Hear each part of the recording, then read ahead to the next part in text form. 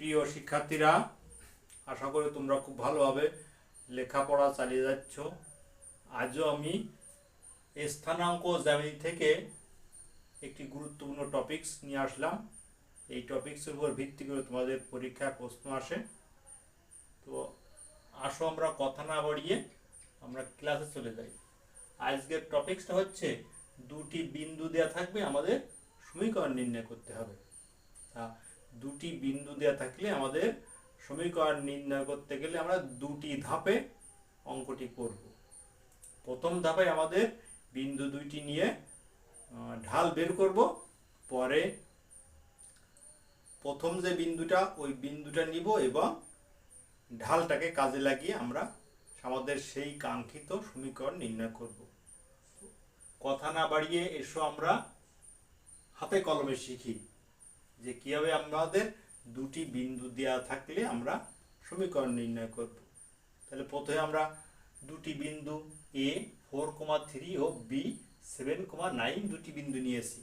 তাহলে আমাদের প্রথমে বলেছি যে প্রথম ধাপে আমাদের ঢাল নির্ণয় করতে হবে। তাহলে আমরা এ বি রেখার ঢাল এম সমান y2 বিয়োগ y1 বাই x2 বিয়োগ x1 আমরা প্রথমে সূত্র লিখছি। এবার এখন এই y2 y1 x2 x1 এগুলোর মান বসিয়ে দিই। y2 হচ্ছে 9 বিয়োগ y1 হচ্ছে 3 বাই x2 হচ্ছে 7 বিয়োগ x1 হচ্ছে 4। এগুলো ক্যালকুলেট করে উপরে আসছে 6, নিচে আসছে 3, কাটাকাটি করে আমাদের ঢাল আসছে 2। তাহলে প্রথম ধাপের কাজ আমাদের শেষ, ঢাল নির্ণয় করা শেষ।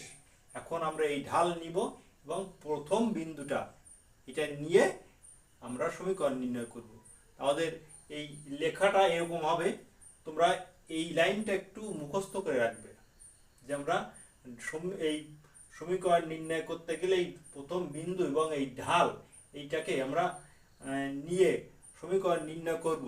তার লেখার ভাষাটা কেমন হবে? লেখার ভাষাটা এমন হবে যে A4,3 বিন্দুগামী এবং এম ঢাল বিশিষ্ট সরলরেখার সমীকরণ y মাইনাস y1 সমান m into x minus x1। এখন আমরা x1 আর y1 এর মান বসিয়ে দিব। y বসিয়েছি, y1 3, এই 3 ঢালের মান 2 পেয়েছি, 2 বসিয়েছি। আর x বিয়োগ x1 হচ্ছে আমাদের 4 বসিয়েছি। এখন এটা এই জায়গায় গুণ করেছি, y সমান রেখেছি বাম পাশে আর সমান চিহ্ন এইদিকে এই সাইডে 2x মাইনাস এইটার সঙ্গে এটা গুণ করেছি 8 আর এই মাইনাস 3 কে ওই পাশে নিয়ে গেছি, প্লাস হয়ে গেছে প্লাস 3 বা y সমান 2x মাইনাস ক্যালকুলেট করলে -5 আসছে। তো এটাই আমাদের নির্ণয় সেই কাঙ্ক্ষিত সরলরেখার সমীকরণ।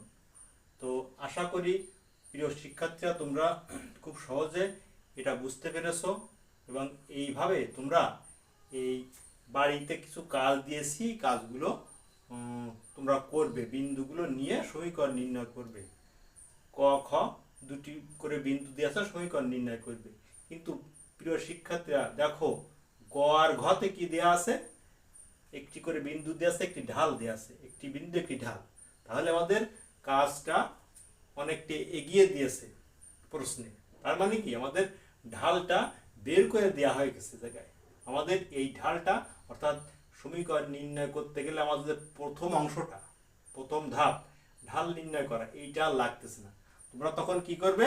এই বিন্দু নেবে এবং ঢাল নেবে। তাহলে লেখা এরকম হবে যে এই এ বিন্দুগামী এবং ঢাল এম বিশিষ্ট সরলরেখার সমীকরণ লিখে তোমরা এভাবে করবে।